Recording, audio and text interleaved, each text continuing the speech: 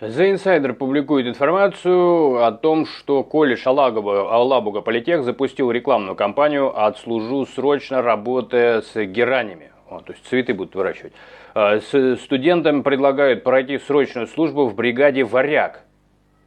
Ничего себе, врагу не сдается наш город. То есть они прям с цветами и сразу на дно.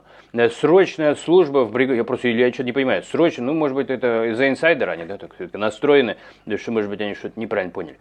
Срочная служба в бригаде «Варяг» войска беспилотных систем рассчитана на год. После этого студенты получают военный билет, им также обещают стипендию в размере 305 тысяч. Как-то был хороший фильм, где сказали, что если что-то предлагают, никогда не бери, обманут.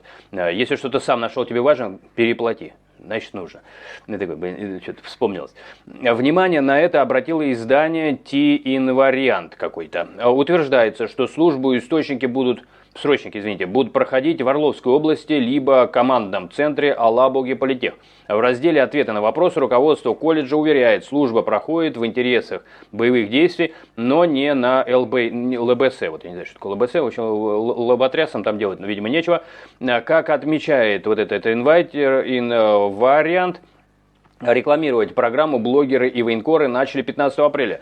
Рекламные посты однотипны. В них либо показывают молодого человека, который работает с беспилотником, либо на сгенерированной ИИ картинке военные смотрят на экран, где показана карта военных действий. На последней видно, как Советский Союз наступает на Польшу. То есть дебилов из них, что ли, делать? При чем здесь Советский Союз-то?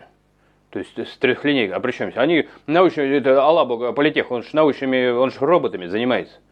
И каких они роботов создают, глядя на Третий рейх? В виде крестов, что ли? Зачем им Третий рейх показывать? Там машины, там подводы, телеги ездят. Они электронных лошадей будут делать, что я не уловил. Руководство, то есть какое-то такое наглядное пособие, смотрите, какие лошади были. Да, это если вспомнить Хлебникова интервью с варваром, да, родоплеменные отношения нам нужны, он говорит. Сел в Мерседес и уехал, молодец. А Хлебников в могилу. Вот. А где-то между, значит, наше счастье. Значит, руководство колледжа утверждает, что такой формат прохождения срочной службы не предполагает заключение контракта. Он говорит, не предполагает. Ну, не знаю.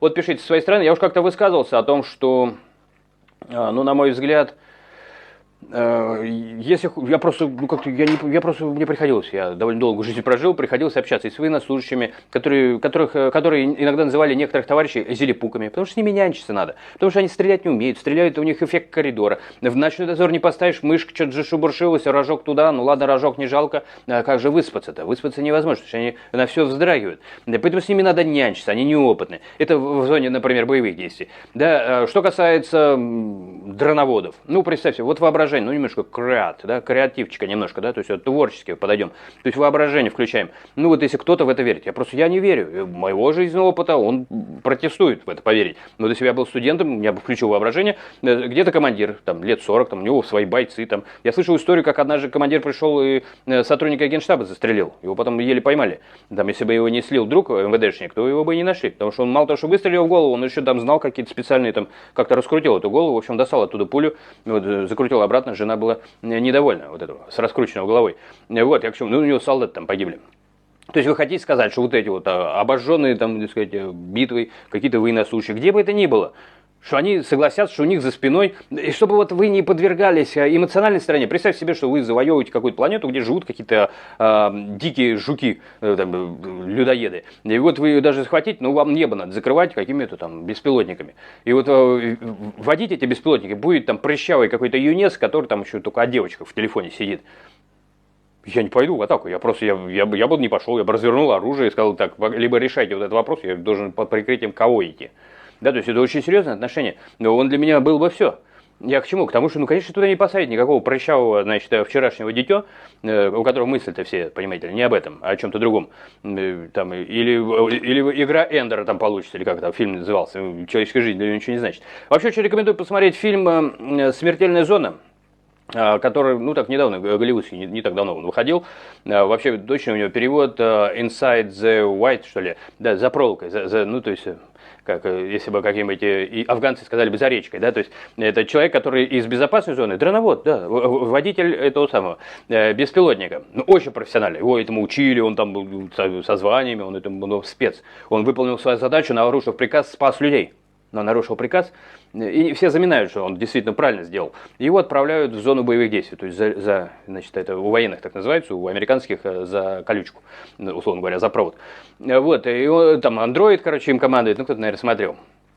Я к чему? К тому, что вот представьте себе, у вас за спиной такой, там разбираться не будут, ему чуть рожи не набили, он туда приехал сразу, а вы еще в расположении части, которые погибли из-за него. Но погибли там 2, я уж не помню сколько, но он спас остальных. Он правильно поступил.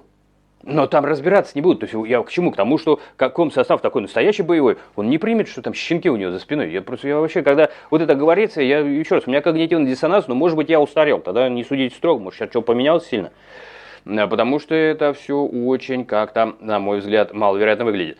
Еще раз, чтобы кому-то доверили дроны водить. Я вообще не понимаю даже в боевую задачу, как таких можно отправлять. Еще раз, тогда они зелепуки. Дроноводы? Тогда фильм мне расскажите, что это лживый фильм Outside the White, вот этот, или как он там правильно называется. Короче говоря, у меня тут вопросики есть, со своей стороны пишите, как вы это видите. Ну и его больше ума, больше творчества. Если человек дурак, да, то... Ну, тогда что, какой смысл, да, что-то объяснять. Вот, тогда лучше бы, чтобы он не изобретал никаких роботов, а то он изобретает нам Меган 3, понимаете, российский вариант. Увидимся.